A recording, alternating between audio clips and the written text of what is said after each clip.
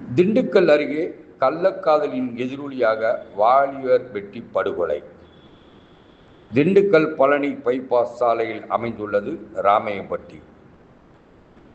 திண்டுக்கல் மேட்டுப்பட்டியைச் சேர்ந்த பழனிசாமி மகன் ராஜா என்பவர் அப்பகுதியில் வெட்டி கொலை செய்யப்பட்டார்.